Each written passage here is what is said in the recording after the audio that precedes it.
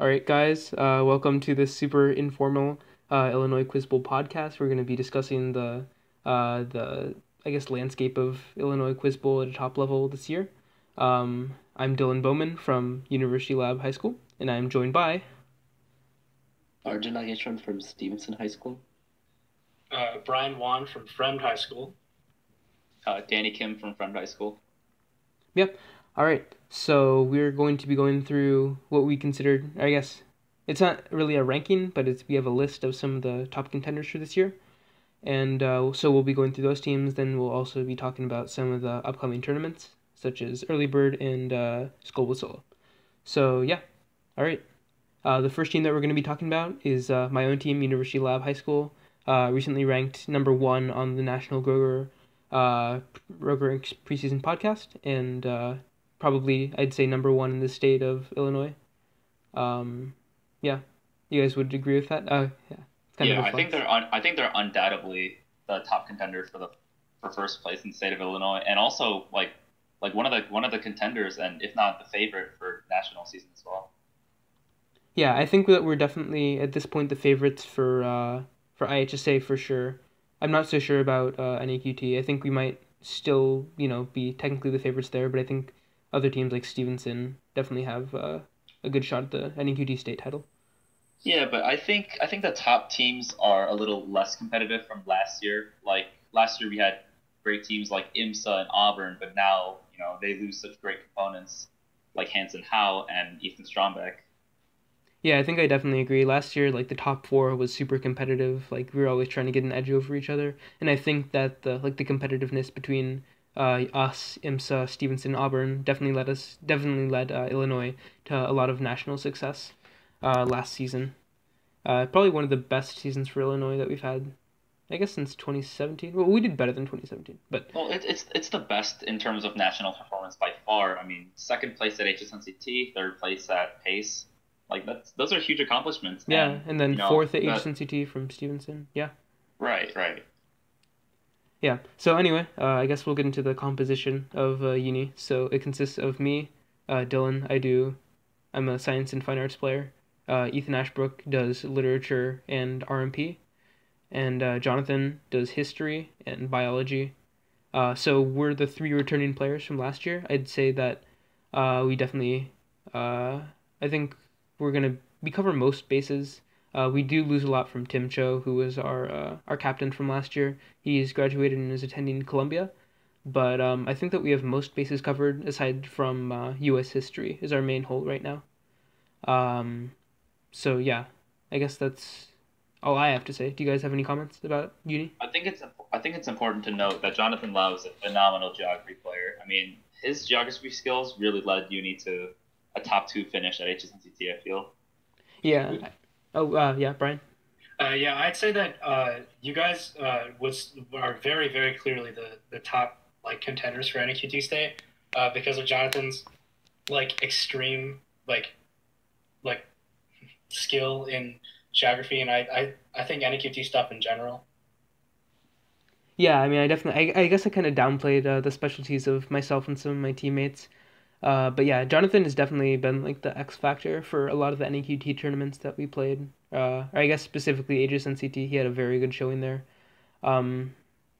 Yeah, I think that his geography skill and skill in current events, he's actually quite good at current events. And his skill in NAQT categories has definitely given us an edge in a lot of matches over the years. So yeah. Yeah, I think it's important to note that also Unilab's strength doesn't wax or wane depending on whether it's playing on ACF format or NAQT distribution, because on NAQT you guys have Jonathan's geography and just mixed academic coverage, but on Macia format like Pace, you guys have Dylan's fine arts skill and you have Ethan's R&P skills, and they just really cover well with each other. Yeah, I think coverage is definitely one of our biggest strengths. U.S. history, while it is a whole, I mean, Jonathan knows it solidly, probably better than most teams know it. And I've been working as well on covering some of the more modern side of U.S. history. But yeah, I guess that's probably... Do you guys have anything else to say about uni? Have you decided on the 4th player? Oh, right, fourth player. That's pretty important. We haven't totally decided yet. We haven't seen a lot of players in action, and it probably won't be decided until like the end of until like winter sometime because it's I guess the main goal isn't to choose who's best right now or who's going to fill the coverage or who's going to fill the gap best right now, but rather who will improve the most over the season and be the greatest asset by nationals. Because if there's like a pretty good player that would benefit from playing more on the A team and could potentially improve a lot more than other players, I would definitely consider them to be probably the biggest who they would be the best player for us to choose in that situation. But as of right now, it's probably Sasha Russian, who is a history player. So, and he covers similar stuff that Tim did. So I think that if Jonathan and Sasha can accomplish a similar 1-2 punch in history that Jonathan and Tim did, that would definitely be probably the best that we can do. Hey Dylan, so I know I know for a fact that you, Ethan, and Jonathan are very much really hard studiers. I mean, you guys card a lot and you guys study a lot, but like I want to know if the rest of the team or rest of the members like study as much as you guys do, or what's the mindset? Like, are you guys all hard workers?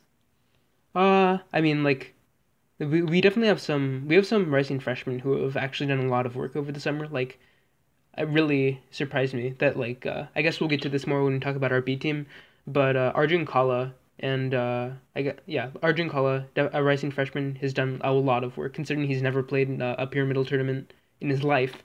Um, he did like a lot of work over the summer in improving in literature, and yeah, I think that that kind of work ethic is going to help uni maintain its status as kind of a state powerhouse. Aside from that, some of our other players do study a decent amount, but I think that the top four from last year, Jonathan, Ethan, me, and Tim Cho, uh, we definitely were a step above, I think, in studying. So if anyone on our, on our lower teams is able to match the studying regimen that we have kind of put in place, I think that that would be definitely great. Yeah, thanks for your input. Yeah, yeah, yeah. I think it's just going to be really interesting seeing how our fourth spot ends up and how well our B team does. But yeah, I think it's probably time to move on to the second team that we're going to be talking about, Stevenson. Arjun, do you want to talk about Stevenson? So from last year, we lose Olivia, who is one of the best literature players in the nation, and with Ethan Ashbrook, one of the best literature players in the state. So that's a big hit. Currently, we also have 3 confirmed people on our team. On our A team, one will be Govind, who is a senior now and a history-based generalist who's also very strong at geography, current events, and RM. And Govind will probably be one of the best players in the state and the nation individually. So it'll be up to him to carry our team, I guess. We also have David Lee, who is going to be a junior this year. Well, who is a junior this year, who's pretty strong at science and still studying and improving. So yeah, that'll be good for covering science. And there's me. I like help with Govind with like history and current events. I'm more of like feeling like a fourth scorer role in the team. But yeah, we don't have a fourth player yet, and as of now, we only really have coverage in history, science, and GOCE. So finding a literature player or someone to fill in our holes in fine arts or RMPSS, I guess, although Govind can cover some of RM, will be good for finding a fourth player, but we don't know who that will be yet.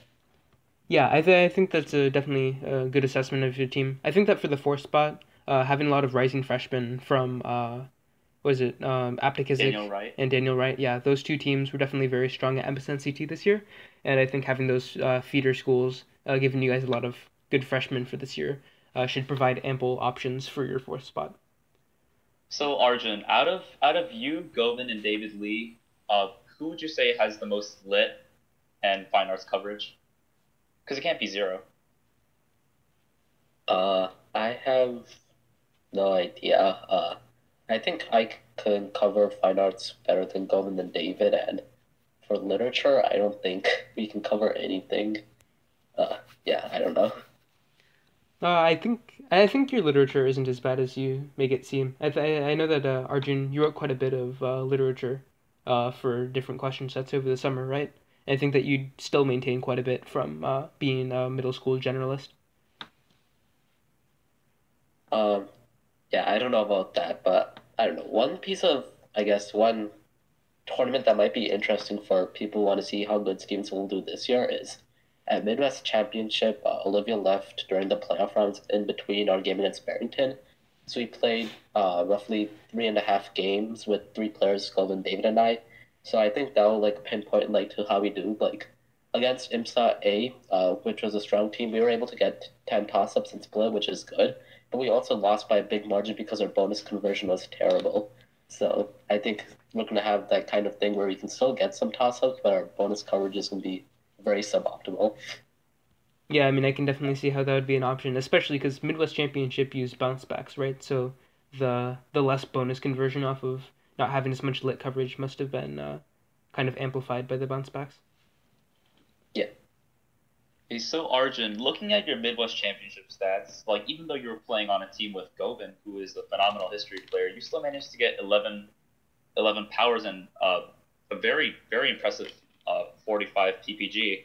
So where would you say those points come from? Is it just general knowledge, or are you splitting history with Uh, I think I'm more of like getting random things. Like I get some history, I get some music, I get some current events in that tournament specifically. Yeah, my role like is I wouldn't know, I wouldn't call it a board score, but mine's just getting random toss ups whenever I can. Yeah, I mean, just having that kind of general knowledge is going to help Stevenson a lot, I think, going into this season, especially because you guys do have some gaps lit from Olivia, and then I don't think your biology or chemistry coverage was that good last year either. But aside from that, I think that Stevenson's going to be really well covered, especially in NAQT when Govan's, and Arjun's current events and geography knowledge is really able to shine. Yeah, it was impressive to see David Lee's like meteoric rise to being a top science player. I mean, like, as a freshman, he wasn't all too impressive, but in his sophomore year, I mean, he was able to stand up to some of the top science players at PACE and HSCT. Yeah, I definitely agree with that. I think that David, well, he might not have been like the flashiest with stats as a science player, but especially considering his role on Stevenson specifically, which is a science weak team, his ability to peel off one or two, physics, math, other science toss-ups from these top science players definitely gave Stevenson an edge at HSNCT where they were able to win multiple close games. Not in small part due to David's good coverage of some areas in science. Yeah. So does anyone have anything else to say about Stevenson? I think it's important not to understate the really, really good history coverage that Govan and Arjun bring. Yeah, I mean, for sure. Like, I probably no other team in the state has two people who are that like good at history, and I feel like Stevenson will have like a lock on the entire like 4-4 of the distribution in general coming into this year. Yeah, I think there are only like a few history specialists in the state of Illinois who can really stand up to challenge them. I think Jonathan Lau from Uni is probably going to do a good job in of combating Govind in like world and ancient history. But outside of his like really deep history specialties in his weaker areas, he's definitely not going to be able to hold a candle to because Stevenson just has incredible coverage in some areas of history. Yeah, so I guess probably time to move on to the third team on our list, which is Fremd. So Danny, Bryan, do you guys want to talk about your team? Yeah. So, Fremd is kind of having a disappointing rebound season. I don't think that Fremd has improved all too much from last year, but I sure think that me, Bryan, and Shreya have improved a considerable amount. I mean, we worked over the summer to patch, our gaps in categories like physics, organic chemistry, and also some fine arts and R&P gaps. And I know that Bryan's been working in history as well.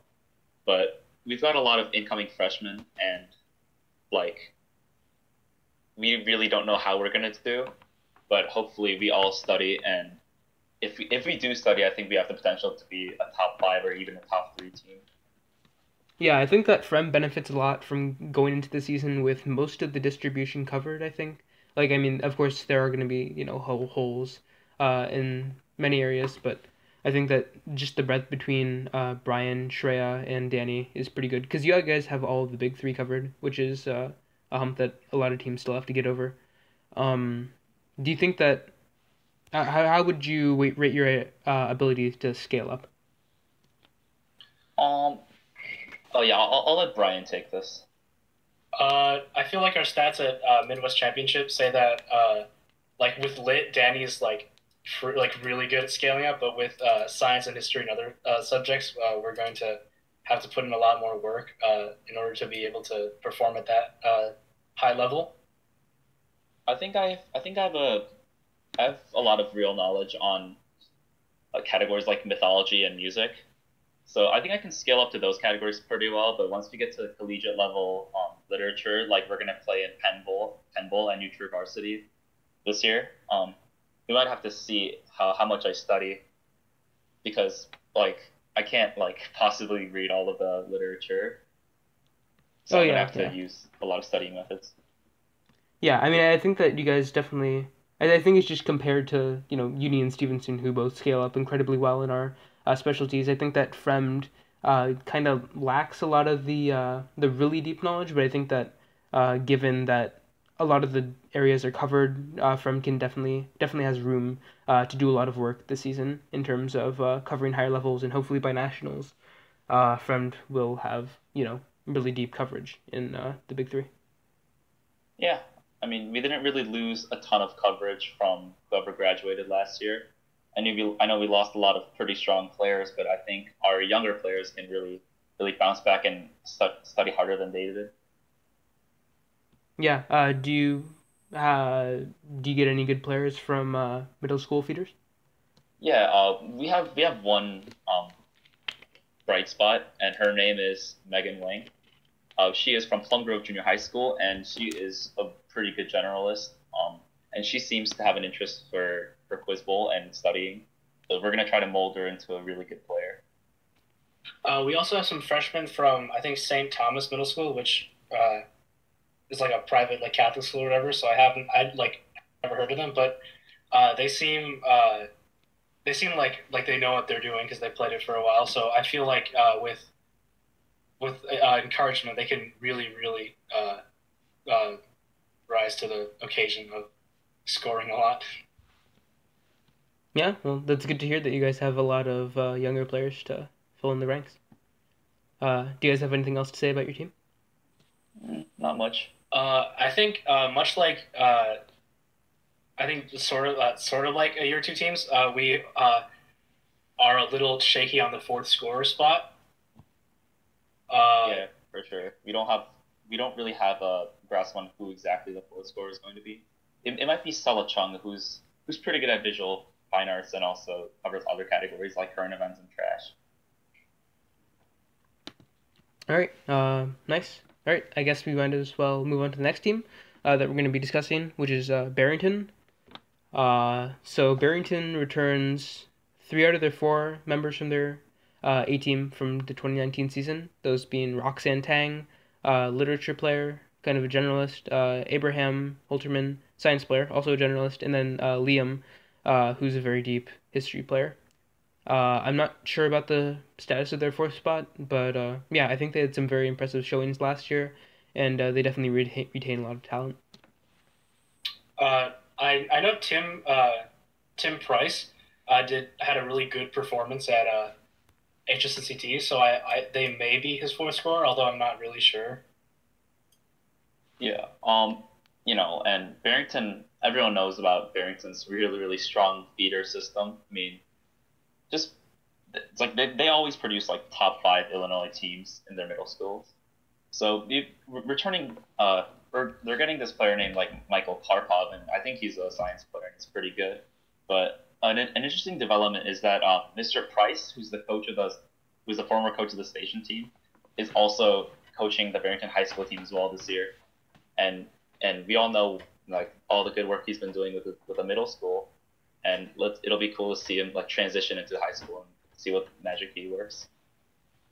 Yeah, for sure. I think the addition of a good coach who can hopefully drive them out to a lot of events will definitely be a good thing for the Barrington team, especially given that they have a lot of players, young players, ripe for development. But yeah, I think I've seen a lot of good stuff from Barrington last season and over the summer for online practices.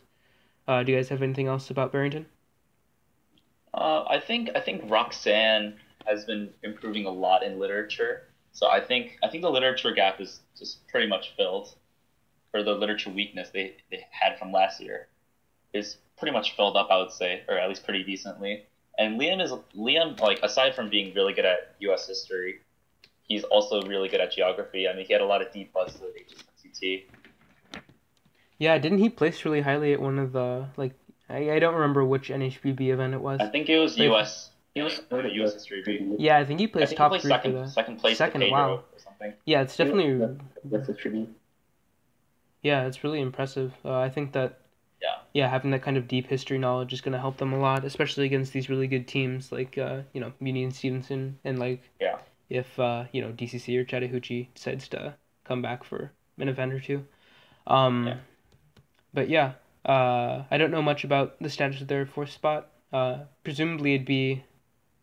I'm not really sure actually. I think what you said about Tim Price is definitely good. I think he's a good mythology player, and he had a Yeah. good showing at NEQT State too. Right. And his mythology knowledge is going to cover up the hole that Michelle Yang's graduation brings to Barrington, because I know she was really, really great at mythology. Yeah, for sure. I think that that's gonna be. He's definitely gonna be a good option. I think for Liam, if he can fill the hole that Michelle leaves in, especially European history, then he can definitely be, a really strong history player for the Barrington team. Yeah. And not that he isn't already, but yeah. All right. So I guess do you guys have anything else to say about Barrington? Wait, sorry, my mic wasn't working. Does Barrington have any like science coverage or? Oh, then Abraham. Yeah, Abraham's pretty good at science. I'm pretty sure he's more of on the physics and math end of science. But I think that he has good coverage in pretty much all science. He's also pretty good at fine arts. Yeah, he's a good fine arts player. Yeah, I think Abraham is definitely going to have a chance to shine this season, especially if he's put in a lot of work over the summer. So, yeah, definitely good things to look forward to from the Barrington team. All right. So the number 4 team is the number 5 team that we're going to be talking about is Hinsdale Central. Again, this isn't like a ranking or anything. This is just the order in which we listed out the teams. So Hinsdale Central, I think they return a lot of players, right? Yeah, they return Thomas Mercurio, who's like their captain last year. They only lose Darren Chen, which is not a minor loss actually, and he had the most powers at Midwest Championship. Yeah, I think Darren really started to shine towards the end of the season. He had very good science knowledge that I think Hinsdale Central is working to cover up. Yeah. I know that Thomas Mercurio is a pretty capable generalist. I don't know if his stats from HSCT really reflect that, because I think they're kind of like on tilt.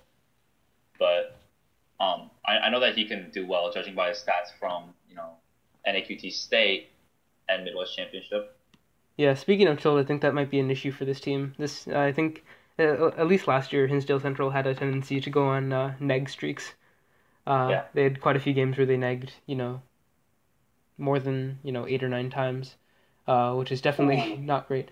Yeah, I think at NEQT State 2019, they negged 9 times against University Lab B. Oh man. Yeah, right. That's really unfortunate. Yeah, especially because Usually neg streaks are broken once a team gets better and gets more knowledge, so they don't have to buzz as aggressively. Yeah, so for sure. I mean, it might get smoothed out as Hinsdale Central improves. Yeah, and I think that once Hinsdale Central definitely has a lot of burgeoning talent, and yeah, I think they've definitely had the knowledge to move up in the ranks. I think it's just a matter of keeping things under control and just working harder, I guess. Also, I've heard of. I think Ali Yang. Yeah. Yeah, I was gonna is a say. dark horse in the literature category. She's actually a pretty scary specialist. I know that she's gotten like first line buzzes on Iliac, which is a collegiate set, obviously. Yeah, I mean, I think she keeps on improving. I don't think she's stagnated at all. I mean, it'll be interesting to see how well she does, at, say, early bird. Yeah, for some reason she doesn't play like many games, sort of like at NAQT State, because they had like a lot of players. She didn't play that much, but she is very scary. She has very high power counts for how many games she's played. Yeah. Yeah, I've heard really good things about her from Kevin Kodama from Oak Park River Forest, who graduated this year. I think he played in her division for the like local league, and yeah, he said at one point, I don't remember, it's somewhere in our chat, our Facebook conversations, but I think he said something along the lines of that she'll be a top 5 literature player in the country by the time she's a senior, and I can definitely see that from her improvement over the year. I don't know. I don't want to pass judgment or make assumptions, but I think she might also suffer from like an issue of like maybe shyness. I mean, like sometimes she kind of hesitates to buzz when she probably knows the answer. I think if she were to be an aggressive player, her power counts would be much higher. But I think the confidence would come with studying, and I think she certainly is improving. Yeah, I think just studying and then like meshing better with your team. I think that like a strong element of many teams is that they know each other well and that they're able to buzz aggressively without fearing judgment from their teammates.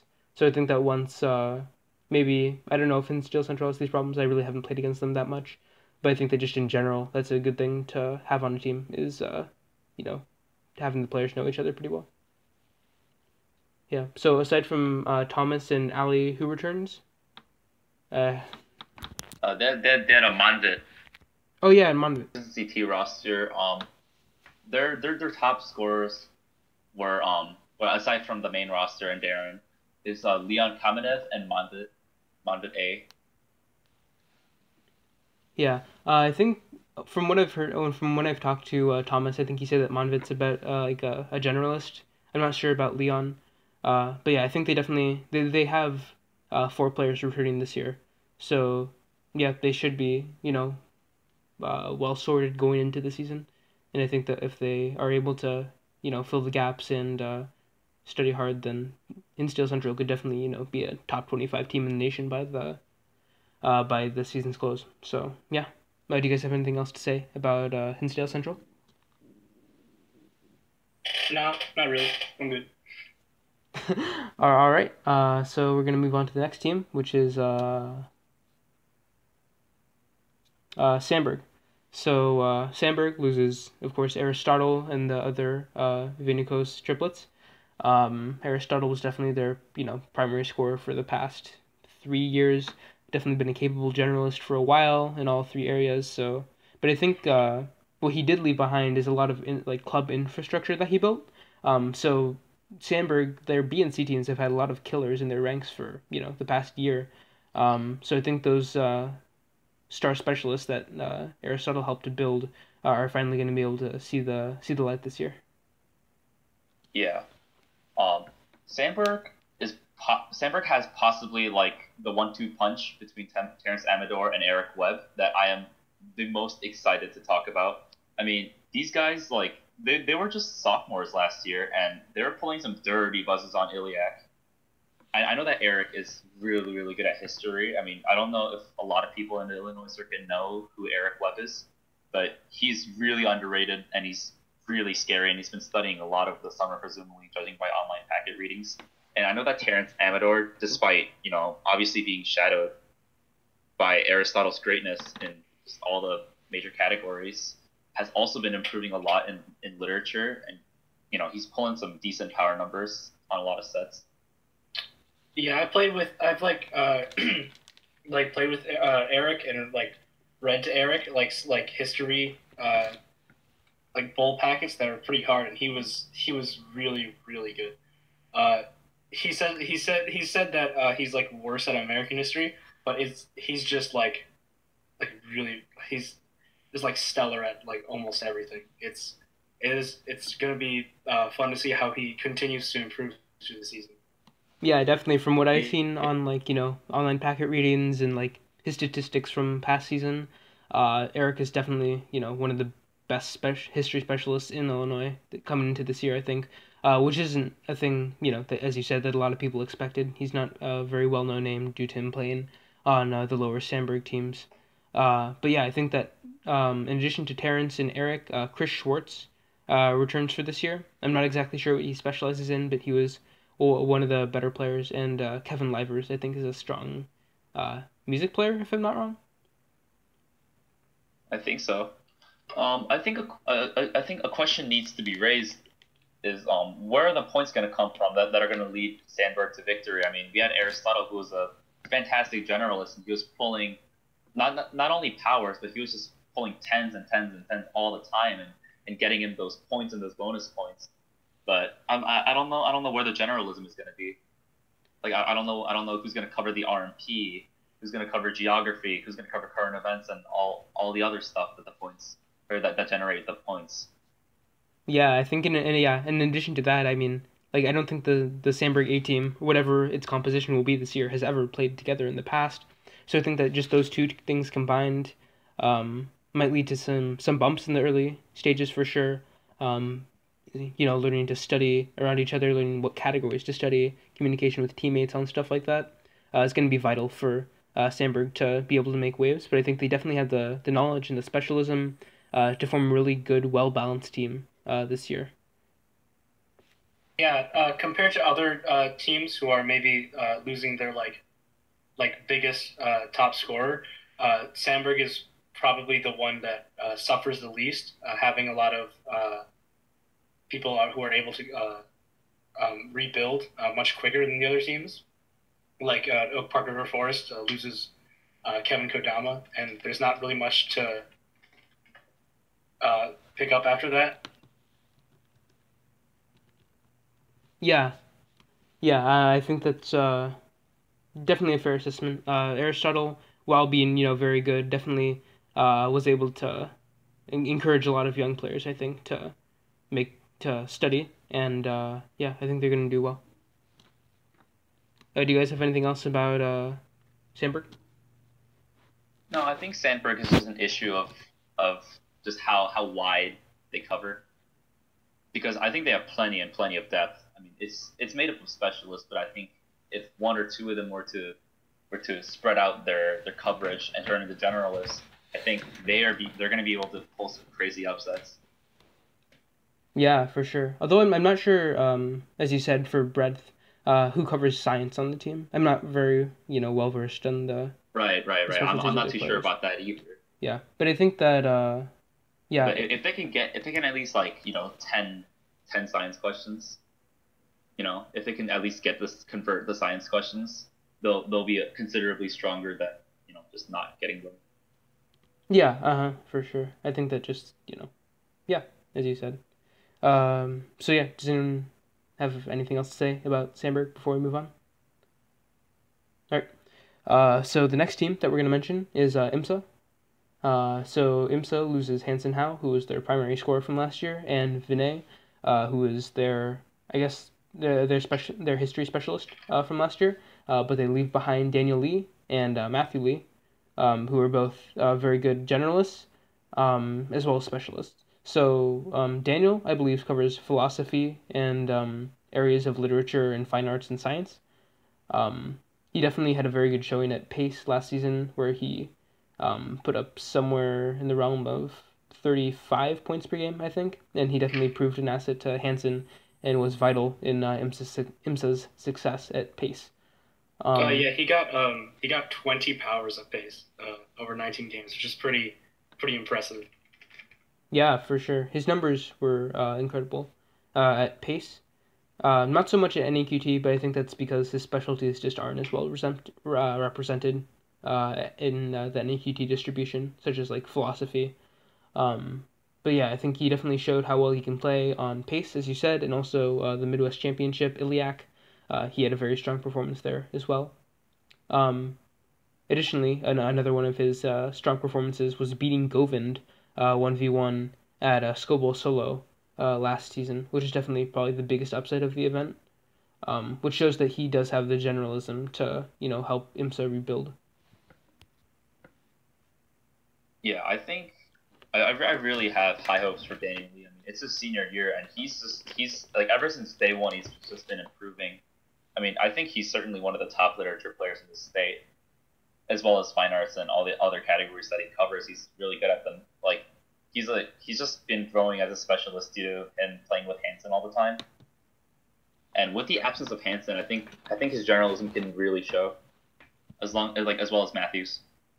I don't think Matthews' performance has been matching his what was it like freshman year NAQT state performance, which was kind of anomalous. It was anomalously great. Yeah, right? he But I put don't up think like it's matching his 2 score. powers a game or something. I think he's just gotten out of shape on like I talked with him quite a bit at NASAT since we were both on Illinois B. I got to know him pretty well. He said that he's definitely been, not studying as much as he has in the past, and I think that's what led to his worst performances comparatively this season. But he definitely retains from playing with him a lot during NASAT practices and in NASAT events and during the main event of NASAT. He definitely is a very strong generalist. Has some deep pockets of specialism in like visual arts and some history and literature as well. So I think that Matthew definitely will be an asset for IMSA in the coming year because he has some very, I guess, untapped talent, I want to say. I think that he was definitely shadowed by Hansen on the generalism side of things. And yeah, looking forward to what he can accomplish this year. I think with the absence of Hansen, the players are going to get a lot hungrier to get those points. So I think Matthew Lee can really rebound from the past 2 years of just not matching up to his own standards.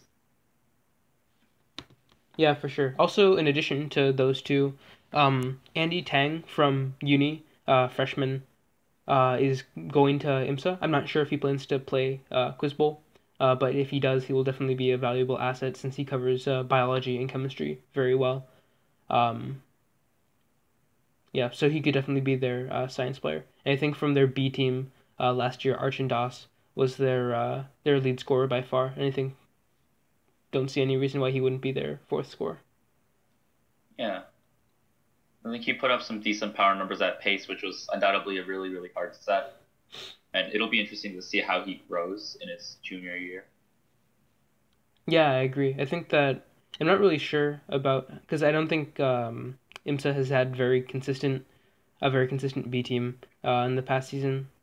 But if they do have the talent that lies there, as many IMSA programs have had, yeah, I think that they definitely have the potential to be a top 25 team similar to the other teams in this year. Yeah, top 25 nationally, not in the state. They're definitely top 25 in state. Yeah.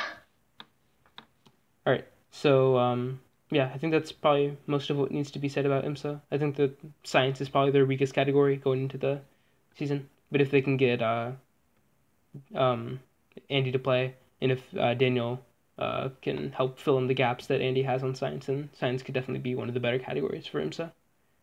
Mm-hmm. All right. So the next team is Uni B. Uni B, right? Yeah. All right. So I guess I'll talk about them. So Uni B, not exactly sure what the roster is going into this year, but we have a lot of talent. Definitely have a deeper bench this year than we did last year. So assuming that Sasha ends up being the fourth scorer for the A team, which is likely but not guaranteed by any means, I'd say there's probably a 40-50% chance he's the fourth slot. The B team will consist of Lawrence Zhao, who's a very strong science-based generalist. He was very strong in middle school, and he did a lot of work over the summer in improving at science and visual fine arts. So I think that he's definitely going to be one of the top scorers for Univ. In addition, there is Matthew Tang, who is a senior. He does generalism stuff. He's definitely very strong in some areas of mythology. When he was a sophomore, I think he was probably one of the best in the state in mythology, but he took his junior year off of quizbowl, so I'm not sure where he stands in his specialty. But he has some good coverage in areas of lit and science as well. In addition to those two, Arjun, as I mentioned earlier, is a freshman at uni. He has strong literature and history coverage, and he's definitely done a lot of work from what I've seen. And I'm very excited to see what he can accomplish this year. And then I guess the fourth spot is kind of up for grabs. There are a lot of players that could take it. Rylan Graham, who's a history specialist, definitely one of the better options. Elon Pan, she's a mythology specialist, freshman. Uh, so I don't exactly know what the roster of Uni B is going to be, but I think that they have very strong specialism, which I guess I didn't really. Yeah. So all of the players on the B team could definitely be very good.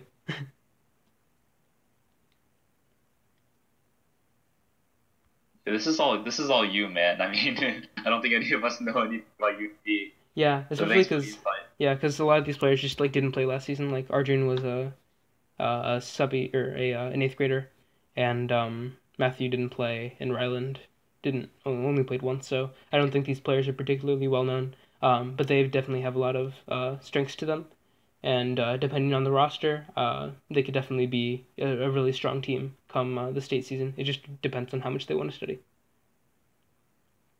Yeah. So assuming no one else has anything to say, we're gonna move on to Stevenson B.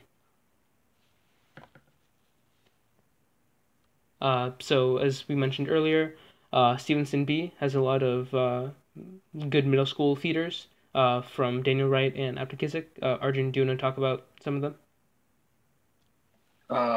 Sure. So Stevenson B last year wasn't really a defined team. It was just whoever wanted to go to tournaments was not Stevenson A. Uh, I don't know. Our program has like a lot of interest for both Scholastic Bowl and History Bowl, so there are a lot of people who could potentially be in the B team. Uh, yeah, like we had people at HSNCT who put up good stats, and we have good people coming from Daniel Ryan Aptekissick. So I think like the A team, the B team will be pretty strong at history because Stevenson has a lot of history players. So that means someone like David Holmquist, for example, who's probably one of the best history players in the state, but is shadowed by Govind often, will end up being on the B team because with Govind there's no space for him on the A team. So he'd be a pretty strong history player for our B team, and so yeah, I have no idea who Stevenson B's team will be, but it'll be interesting to see. Yeah, I'll back Arjun up in saying that Stevenson B has always been like really, really strong at history. Uh, Even if they're like perhaps weaker in most other subjects, they perform like a I guess your average A team would at history. They're pretty good. I'm not sure why this is. Maybe Stevenson. Maybe there's just something in the water, but Stevenson B is they're very good at history. One more thing to note. So last year Stevenson B at kickoff, which again was not the same as Stevenson B at HSNCT or Stevenson B at NEQT State. Like Stevenson B is pretty variable, but our B team at kickoff, I don't think we graduate anyone from that B team, and that B team beat IMSA without Daniel Lee, and like you can attribute a bunch of things to it, like I guess Hanson negging or something, but Stevenson B beating IMSA, who is one of the top teams in Illinois, is a pretty big feat. So I think that bodes well for us since none of them graduate, so they can only get better. Yeah, for sure. I think that Stevenson definitely has a lot of, possible options, as you said, for the B team. Very variable.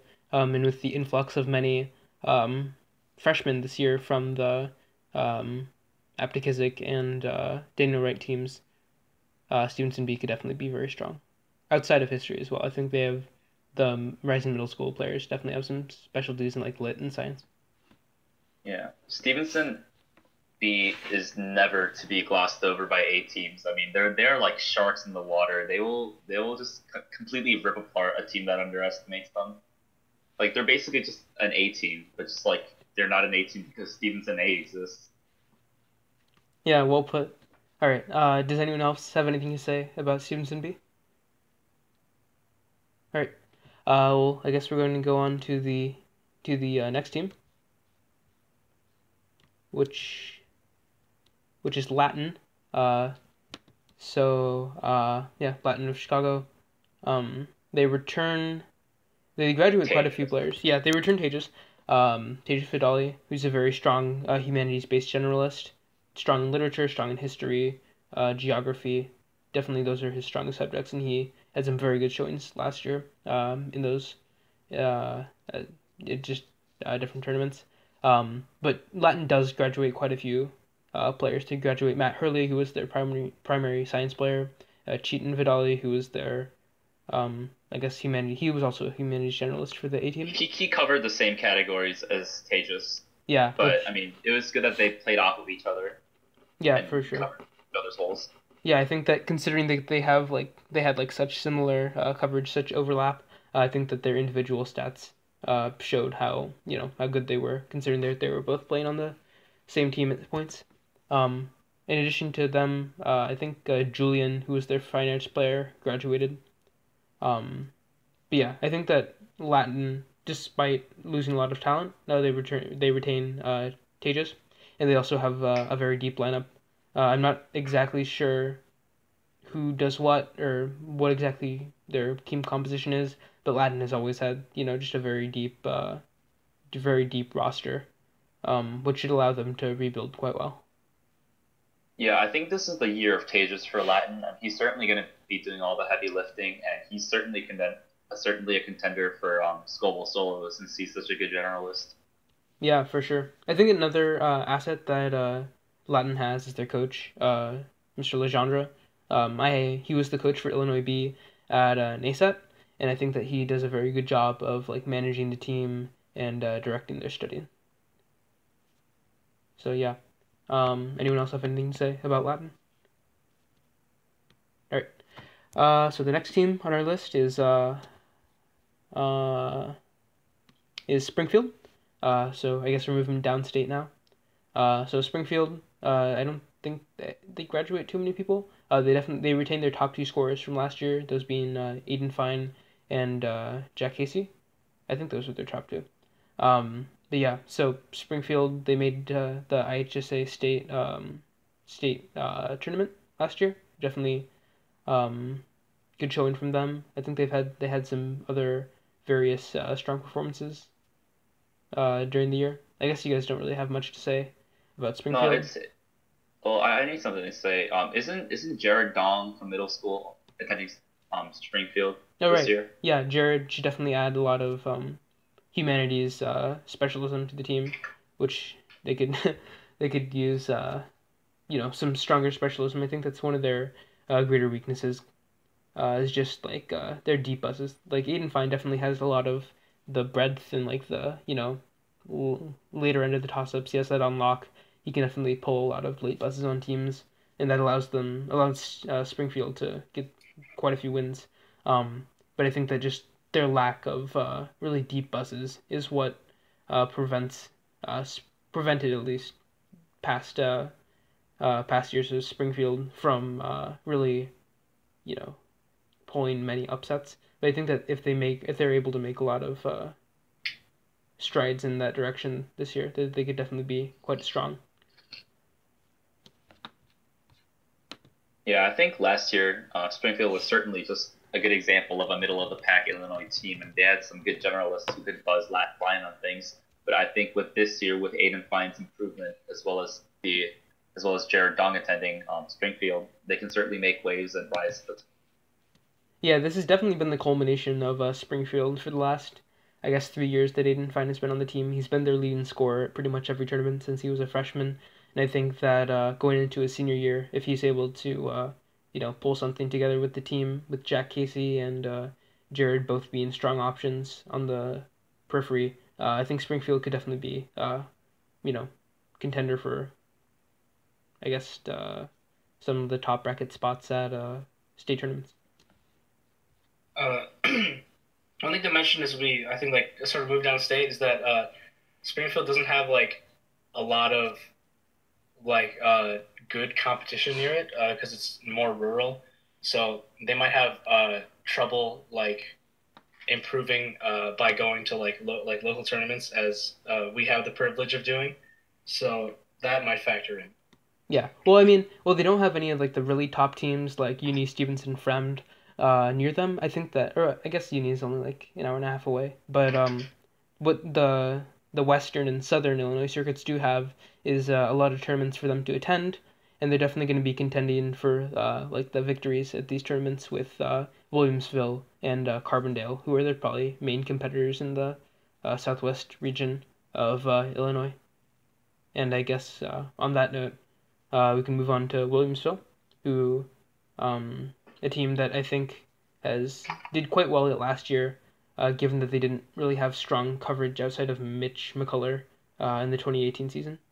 But Williamsville is led by Nathan Clack, a strong literature specialist, who Mitch has aided in studying. I'm not really sure about the rest of the composition of the team. I don't think I've ever played them, but just Nathan Clack on his own, already a strong humanities generalist, and if the rest of the team can come together, then Williamsville could definitely, make some waves in the Southern Illinois circuit and possibly at state tournaments. Yeah. All right. I guess next is Carbondale. Carbondale returns John Paul, who's a senior now, strong generalist with a literature specialty. I think Carbondale has a pretty deep bench as well. It just depends on who's gonna step up and start studying for the team, because John Paul has been the dominant scorer for the past, or at least the past season. And it's just whoever wants to start picking up some of the I guess the areas that he's weaker in, and also generating some deeper specialties, could definitely go a long way with Carbondale. Yeah, I'd say Carbondale is a little like Springfield in the fact that they have a lot of breadth, which is very good, but they should strive for more depth in order to improve and have more upset potential. Yeah, I think that definitely the depth is going to be the main issue, because while John Paul does do pretty well on some of the lower level sets, like regular difficulty, as you go up in difficulty, you can tell that his power counts kind of start to fade off. While he still has like the good like width that allows him to, get a lot of late buzzes, but I think that his early buzzes are kind of like lacking. Yeah, lacking as in, well, because he's forced to cover a lot of the canon, so he doesn't have the means to go that far in depth in any of his categories. But I think he does have some deep areas in literature. I think that's where most of his powers are coming from, and he definitely had. Yeah. I think if John Paul can scale up at least a little bit better from last year, and if Carbondale gets John Paul the support he needs, I think they can certainly be contenders for like top 6, top 7, even top 5. Yeah, for sure. And like to show how far his generalism goes, I think they beat Fremd at 2019 NEQD State, right? We don't talk about that. We don't talk about that. Well, I think it's still a very good win on his part, and that's from a 3-man team that only loses Shawnee. They retain Charles, as well as many players from their B team. So I think that Carbondale definitely has a bright future for the season. Yeah, they're very consistent, I'll say, and they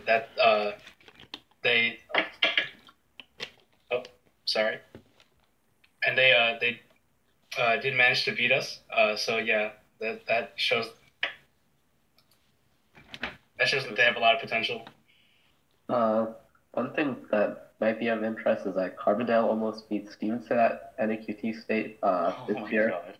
And NEQT is supposed to be Stevenson's stronger format, and this is the team that had Olivia in it, so plus coupled with the Western losing Olivia and the fact that they can only get better, I think Carbondale can make a lot of upsets this season around and get a high finishing at state. Yeah, I mean, John Paul, kind of a beast, like, I think that they definitely have a, bright future, especially, of course, if the teammates decide to step up, but even John Paul on his own has been, a strong generalist this past season, as shown by his wins and close wins. All right, I think the last team on our list is Jones College Prep. I don't know much about this team. Do you guys want to talk some about them?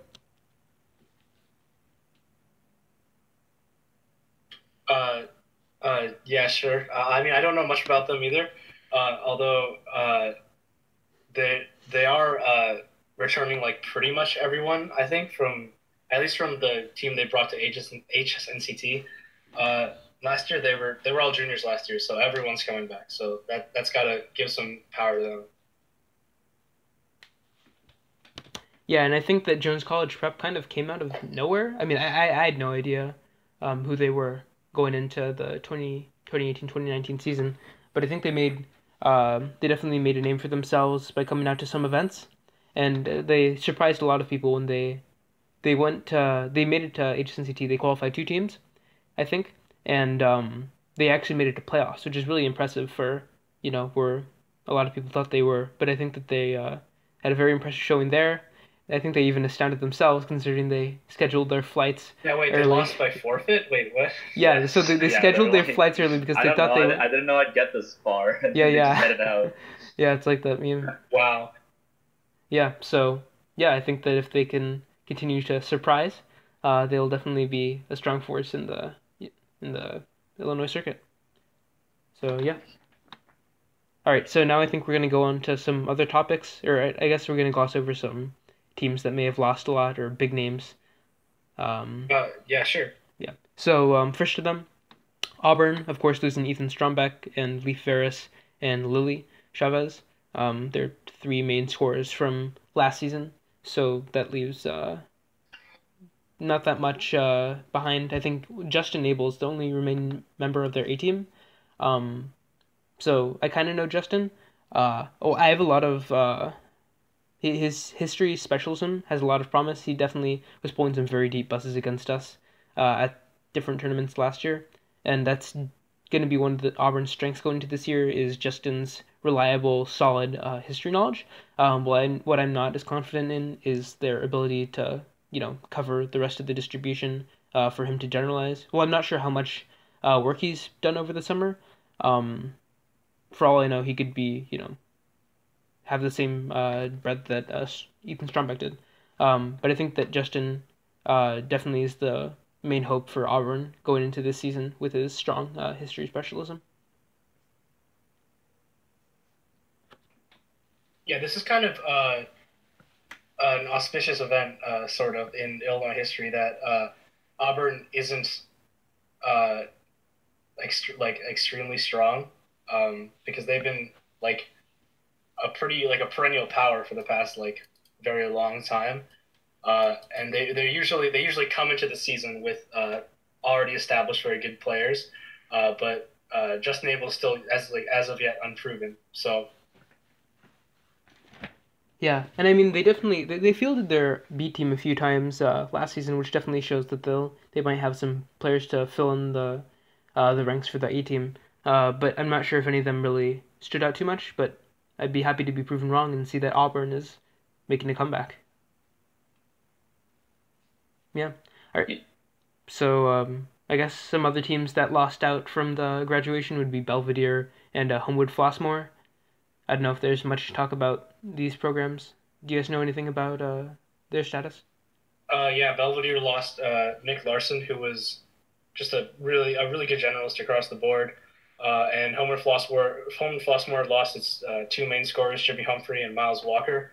And they don't have really stellar players to pick up. So it's kind of they're sort of dead as of now, but we never know what's going to happen. Yeah. I mean, historically they've had pretty strong programs, so it'll be really cool to see them bounce back if they can do it. Yeah, I mean, I wouldn't call Homewood Flossmoor dead yet because they have a very dedicated coach, who's definitely gonna be able to help rebuild. And they didn't graduate everyone. I think they leave some players behind. Oh, sorry. Okay. Yeah, I mean, no. I mean, it is a fair comment to say that this is definitely Homewood Flossmoor's weakest team in about probably the past 5 years. But I wouldn't say that they're dead by any means. I think that that they're definitely, still going to be probably a local strength or powerhouse. Whether they make it onto the state scene is another question, which I'm not so sure about. So, yeah. And then I guess last on our list of topics is Nutri Scobo Solo. I guess what are you guys' predictions for that? I'm rooting for Govin to win. I think he certainly is one of the top generalists in the state, if not the nation. And he has some fantastic coverage. I think he's going to come home with some medals as well as a trophy.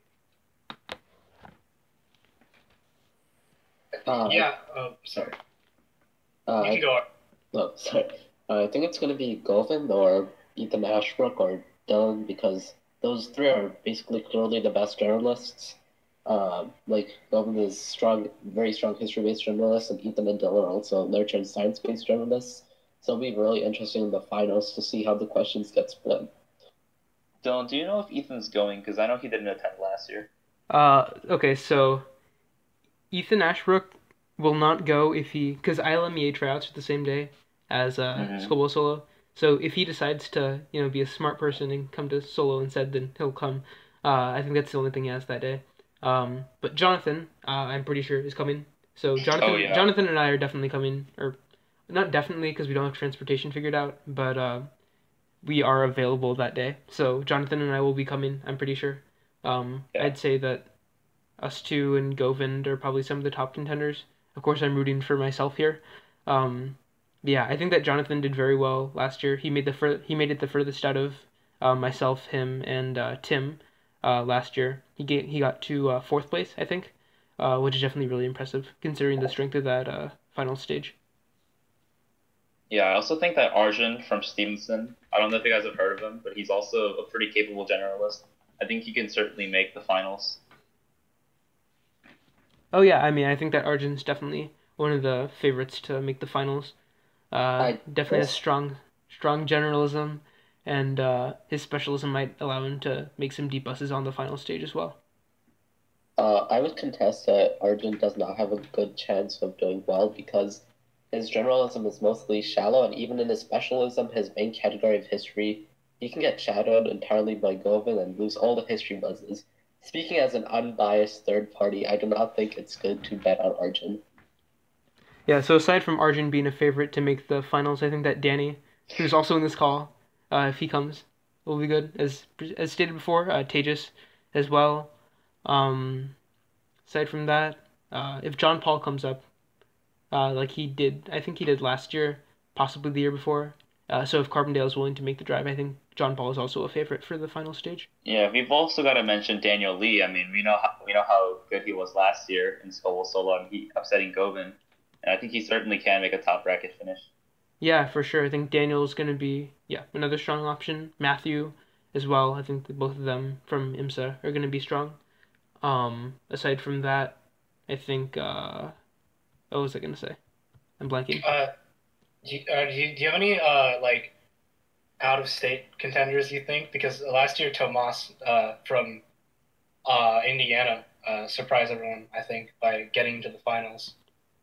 I'm not sure. I mean, I don't think they're really, now that Tomas has graduated, I don't think there are going to be many teams coming from Indiana. Wisconsin has never really had like a circuit, or at least a strong enough circuit to make make it worth their while to come down to Illinois to play against some stronger teams. So I'm not really sure who would be the out-of-state options. I suppose the Growers might be willing to come. That could be, fun mix-up, especially if or maybe like Northmont, some of the Northmont kids. Because I know that they like to travel. Oh yeah, for sure. Northmont, another option. So I think Ohio might be the main source of teams. I know that there are also some programs in Iowa. I don't know how far that is from the Chicago area. Yeah.